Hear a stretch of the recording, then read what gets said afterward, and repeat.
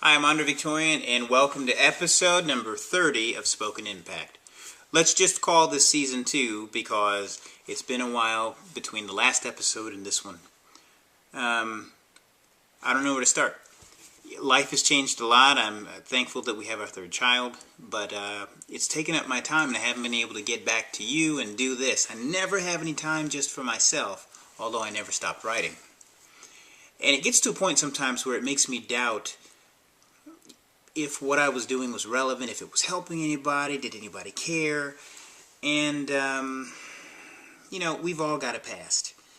And it doesn't necessarily mean a bad thing. It's just that we all have holes in our lives that we never filled. And I find this to even be true with my own writing process.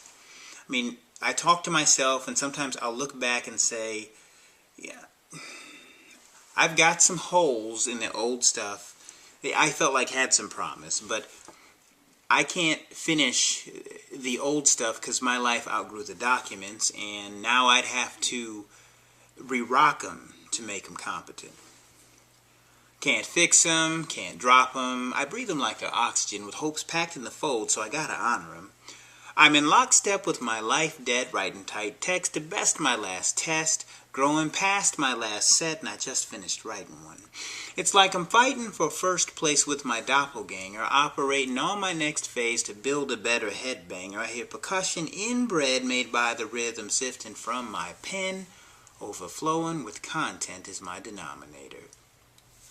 But every now and later I glance back over the older paper, picking out the verse I need to realign and alter later. With flavor I speak her and play her, thinking how I'll keep and save her. But if I gotta leave her layers, and how am I supposed to innovate her?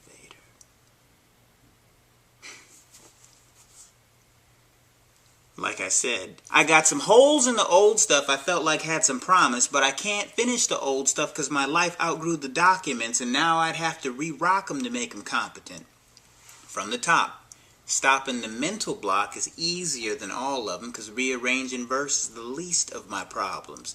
I can paint time on them, between the lines on them, that you can round table like fables after the rhythm subsides on them. But I can't nix this list of sick, unfixed picks I mixed from the grid of life's turntables. I can't switch my grip of scratched up riffs of bliss, willing for healing, but I'm not able.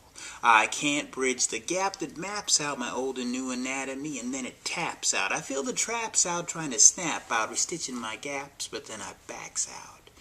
The damage I'm doing, not facing and proving, removing my movement makes me useless. Then what's here I fear no ear wants to hear, but the pair I got, so I'm not doing it.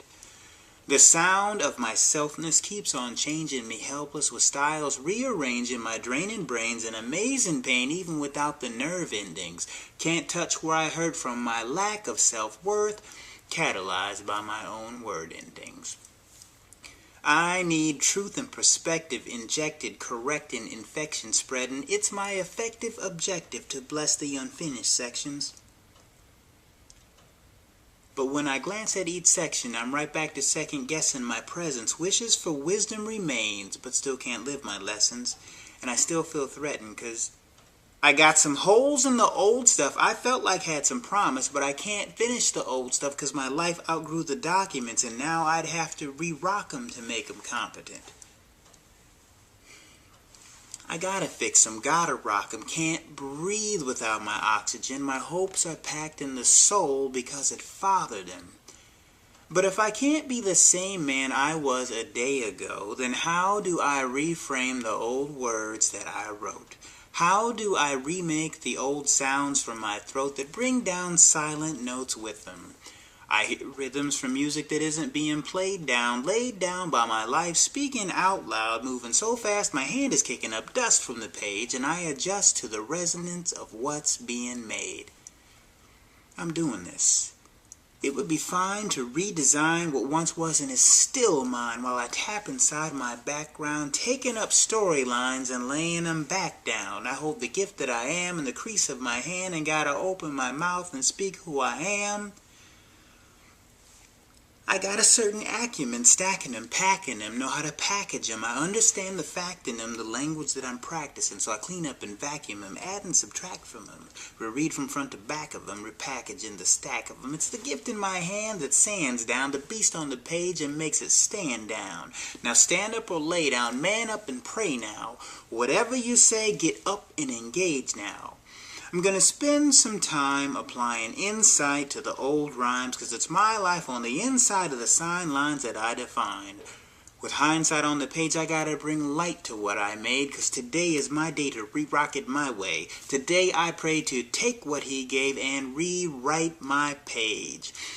This day was made to rejoice and be glad in it to the finish, and it's my right to write this, my fight to fight this, my time to shine this, because I was born to define this, and I can't decline this eminent battle, so sound off the trumpets and make the walls rattle.